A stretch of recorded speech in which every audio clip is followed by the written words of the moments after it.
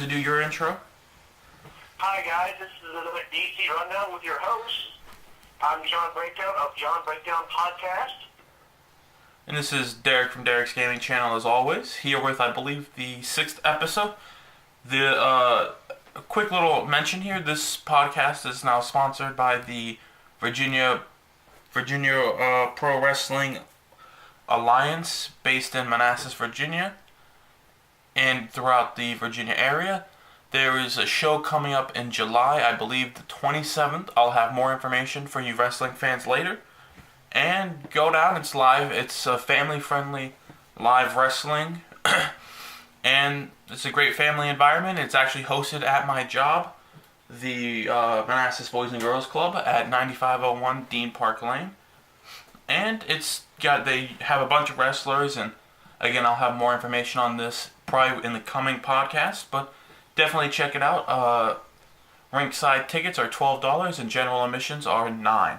And they also have food that you can buy. You can come in, meet the wrestlers, and even get signatures. But anyway, let's get back to the show. Also guys, just a quick little note. As you guys know, I'm working for the Verizon store down here in Fredericksburg. We're actually having three events this month: May 11th, May 18th, and May 25th. We're partnering with Dominion Speedway, which is opening up down here. We're going to be giving free tickets, food, and shirts. So just come on down and you have to check us out. We're going to have a page car there for all you NASCAR fans, and I believe a couple other things will be happening with that. Let's get back. Alright, so I think the elephant in the room here is, are the Capitals choking, or are the Penguins this good? Or at least hot right now? Well, you see, in my opinion, having watched the Capitals and the Penguins play the majority of this season, the Caps were the hottest team during the regular season. Now, they easily handled the Philadelphia Flyers. Yeah. They won Game 1 of this series, and traditionally the winner of Game 1 normally take the series. So I don't think the Caps are done yet.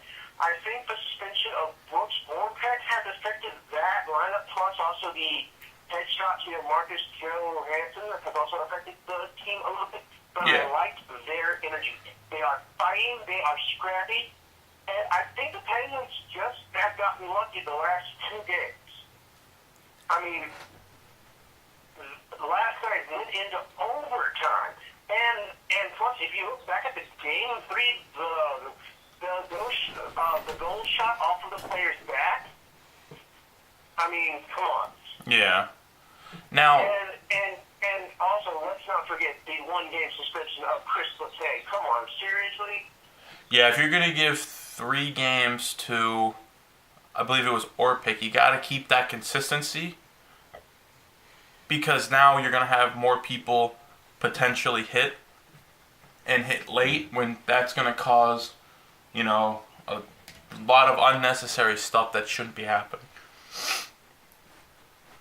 Now, are you worried that they're going to lose this series, or do you think that they can take it to a Game 7?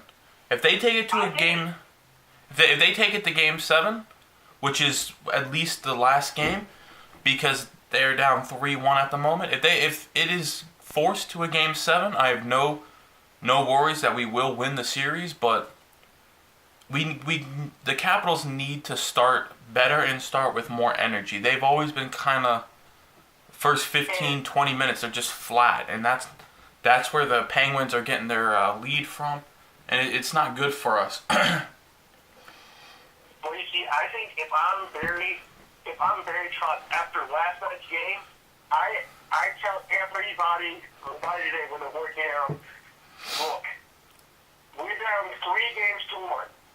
We're back on home ice tonight or tomorrow. We can't let the city of D.C. down again. Yeah. All right? We cannot let this happen again. We must come out. We're going to hit them in the mouth, and going to do what we've done all season. We have the best goalie in the league in Braden. We have the best scorers in Ovechkin, Backstrom, Konechkov. I need you three to step up. I also need TJ Oshie. I need you two to step up. Okay? Yeah. So that's what I would tell them if I was Barry Trotz. Because I mean, if you really look at the tape, I mean, last night's game, the Caps scored first. I mean, they were quick and they pounced. Yeah. And they fought. In Game 3, I liked the hustle. In Game 2, I thought that came out very, very, very flat. So if I'm Barry Trotz, I circle the wagons. I'm like, look, we cannot let this happen again. Exactly. Because if they get swept, I see them blowing up this team. I see Braden getting traded. I see Ovechkin possibly retiring or getting traded. I see Backstrom leaving. I mean, come on. I mean, this group has been together so long. The core of this group, come on. The window is closing on Ovechkin, the Capitals' probably greatest player. Exactly. Yeah. Now, what is your hope for this series, and what is the realization? Like, what do you think's gonna happen, and what do you want to happen? Okay, what do I think? Think's going to happen? I think it's going to go to a Game 7, and Pittsburgh will win the series. But what I want to happen, I think it's going to go to a Game 7 series in the capital state. All right, I think what's going to happen is I think the Penguins will clinch on their home ice, but I think there will be some controversy, either some goalie interference. And how bad was that call in Game 3, goalie interference? I know that turned the tide of that whole game. Yeah, that was a joke. That game for the Capitals. The Capitals should have won that game. Exactly, that was a really bad call on the ref's part. I mean, the dude got shoved into the goalie. He tried, at least from what I saw, he tried to stop, but they still called it. And that in the playoffs, you have to be so careful on those calls because that makes or breaks the game. Exactly. Now, shifting from the NHL, which by the way we love to talk about, and we will keep you guys posted on that. Going to baseball, Derek, your Baltimore Orioles and your Washington Nationals have the best league. Have the best records in their respective leagues still. I mean, we're only 28 games into the regular season, and my God. Yeah, this stems from an article I was reading before the season. I mean, the fact that we only have a 1.5 game lead over the Mets is not that good. It should be more considering the strength of schedule they had and the strength of schedule we had. I was reading an article on ESPN saying that, with the Nationals having such an easy start to the season, if we want some separation, now is the time to get it, because the Mets had a relatively hard start to the season, and this just shows me how good the Mets actually are. So this will be a dogfight all the way till the end, trying to lock up that NL East spot, because right now Nationals are sitting 19-8, playing against the best team in the NL, in the Chicago Cubs, for a 3-game series at Wrigley Field, and the Mets are sitting at 17-9, 1.5 back. And I mean, they've been going 8-2 for the last 10 games. So this is a legit team in the New York Mets. Now, what I said before the season started is that the Mets will get the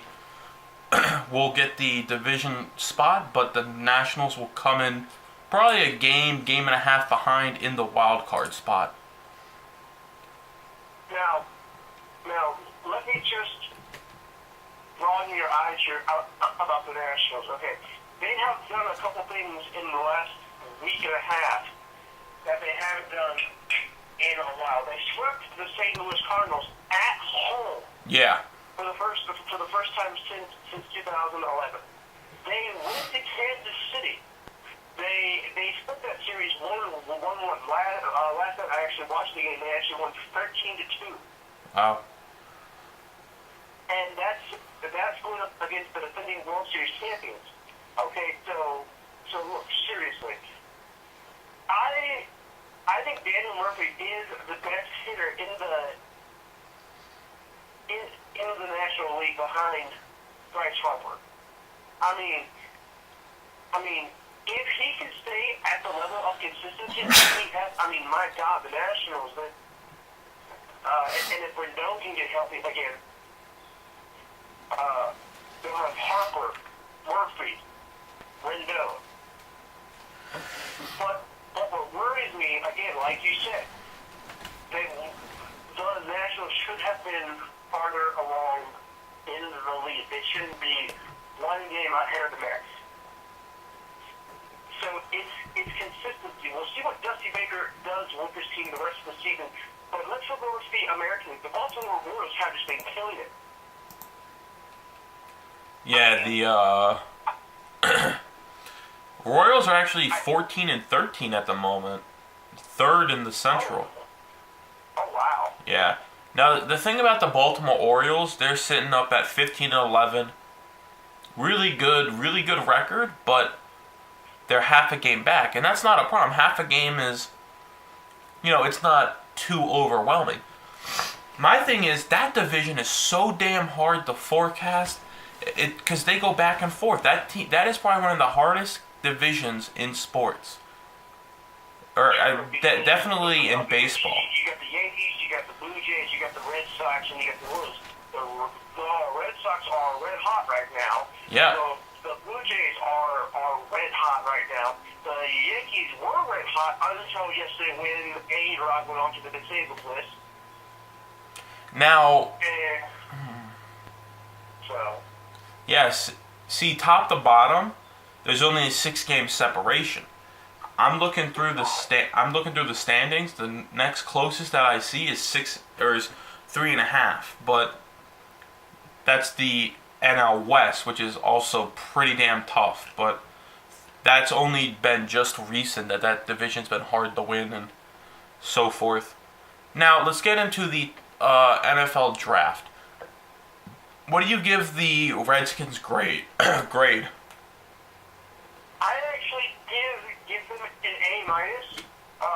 I thought that Scott McCooley really stuck to his guns like he did last year, but he kind of caught everyone off guard, including me, because I actually watched that draft.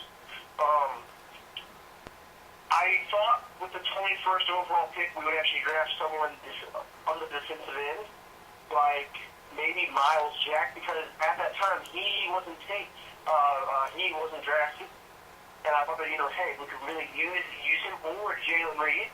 Yeah. Instead, McClellan trades back to the 22nd overall pick, and the Texans took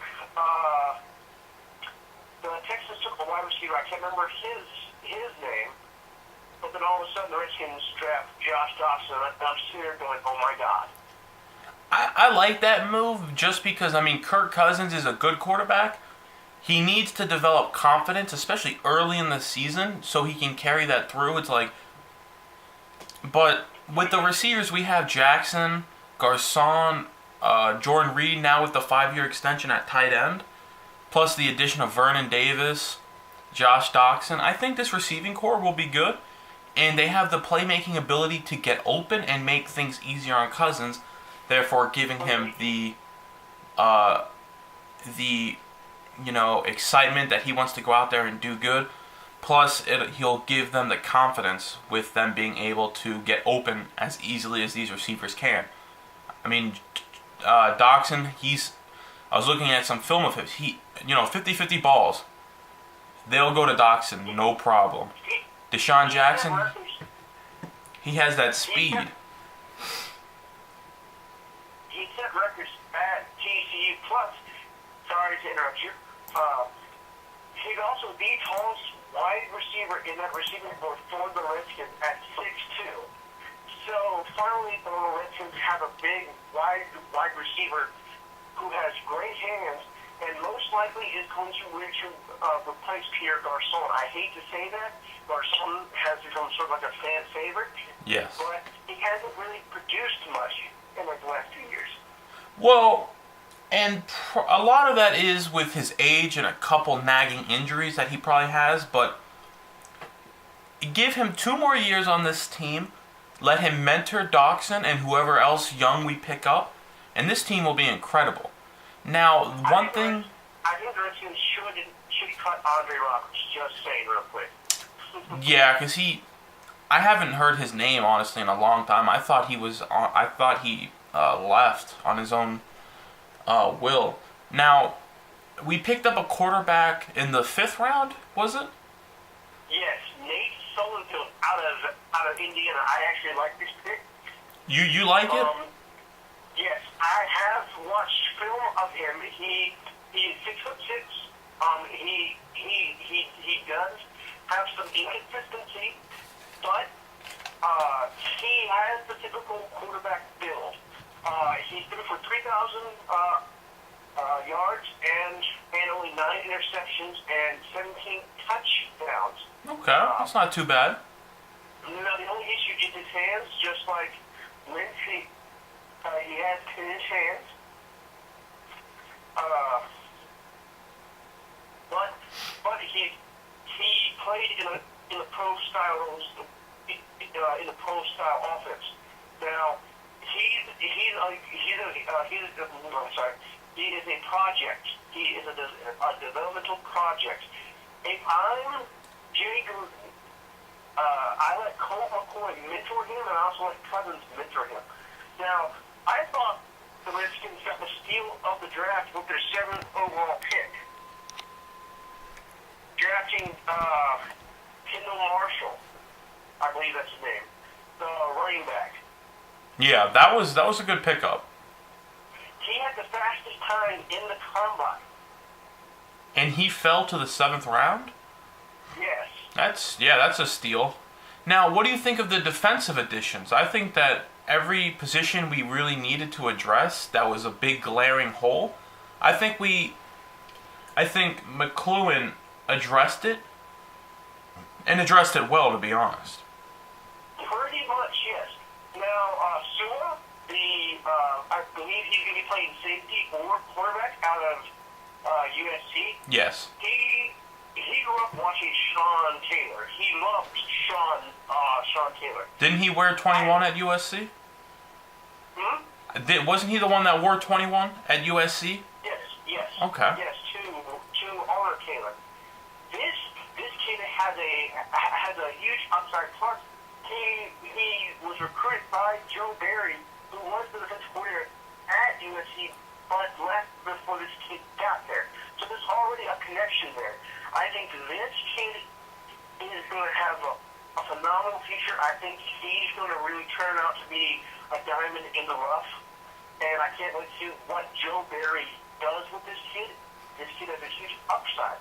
Now, I also like the other picks that they got. Illuminatis, if I'm pronouncing that right.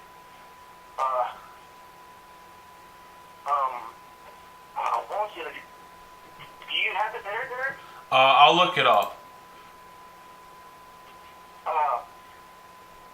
I think this whole draft class that the Redskins got is going to help this team for years to come. For the first time, the Redskins have a running back that has speed. So now you have Matt Jones, who is fast. You have Chris Thompson, who is fast. Now you add Kendall Marshall, who had the fastest time in the combine for a running back. That whole backfield now is pretty much solid. Now the only issue McCool didn't really address, but in this draft, but I feel like he addressed in free agency with those free agent signings that he's done so far. Yeah. He really addressed the defensive line. So we'll see what happens with this Redskins team. I personally feel like they should have already had a contract for Kirk Cousins. Okay, look, I'm tired of both sides saying, that they wanted to get a deal done. Stop signing everybody, give this man a contract, give him at least a 3-year deal. Okay? Well, see, now,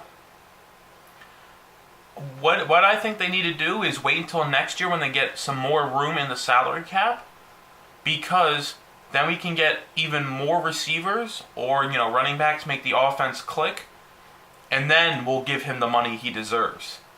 Maybe, play a little safe, make sure he can do it consistently for a whole year. That's just my thought to it. I'm having trouble finding the class. Now, what did you think about Dallas drafting Ezekiel Elliott? It was interesting. I'm a little upset for Alfred Morris, obviously. But, Alfred Morris, he's a hell of a running back. In my mind, he can take that spot from Ezekiel Elliott. Because that spot is still in the air. But you see, Alfred doesn't have that speed that Ezekiel has. But does Ezekiel have the power to run through people and create lanes? Oh, he does? Yes. Have you watched film of him coming out of Ohio State? My God, he runs over people. He was drawing comparisons to Emmitt Smith. Okay. So there is some legitimacy. Alright. John, we're running out of time, but I do want to introduce a new segment that we can kind of test out right now. It's called Bones to Pick. And I got a couple bones to pick about some articles I've been reading online. Okay. One is, by the way, I give the Redskins a B+ on their draft. To me, the quarterback may have been a little unnecessary, but only time will tell with that pick. But one of my 2 bones to pick today is how stupid Texas A&M football is. One of their... Did you read this article? Yes, I was just reading this before. For those of you who don't know, Yes, oh my God. For one of those who don't know, one of their 5-star quarterbacks, I think he was the first one, he decommitted from the class. Then his fucking coach tweeted about it, causing, it's like, hey, why is this guy, subtweeting a player who hasn't technically committed? This guy's from the 2017 draft, or 2017 recruiting class. This dude's a sophomore, junior in high school. Things are going to change. I understand that. And he was like, maybe A&M's not the fit. I'm going to reopen my recruiting trail. Then this coach tweets some god-awful thing. It wasn't horrible, but it was stupid. And then I think 2, maybe 3 other recruits decommitted. And now it's like you lost a 5-star quarterback, 2-4, I think is like a couple, 1 running back, 1 wide receiver. You lost the talent you brought in because you're stupid and you got to tweet about every damn thing. It's like, put the phone down and see if you can help him out and get him back to A&M. It's stupid. If I coach someone, I fire this dude because now you have brought down the hell of the athletic director on top of me because I already had to deal with this last year because if you remember last year they had a quarterback decommit from them. Yeah. So this just stirred up this whole controversy all over again. So I feel so bad for coach someone. Now, I have a bone to pick with, I don't know if you read this article about the satellite camps in the NCAA. Yeah, it's keep it in state, keep it close to the, keep it close to your school. Why is Michigan going to, what was it, Alabama to do it? Yeah. John Harbaugh, Jim Harbaugh, the head coach of Michigan, went down to Florida, had a satellite camp right there in the heart of SEC territory. And the only reason he's having this collegiate camp, we all know it, it's for recruiting purposes only. Exactly. He is trying to tap into that pipeline. Nick Saban said no. And so then you have the NCAA flip-flopping saying no at first and now yes. Make up your mind, please. Exactly. You gotta be very swift in that. Make up your mind and stick to it. Anyway, guys, thanks for tuning in. This has been the DC Sports Rundown, episode 6, possibly 7. This is Derek, as always, from Derek's Gaming Channel. And this is John from the John Breakdown Podcast. Please be tuning in to both of our podcasts.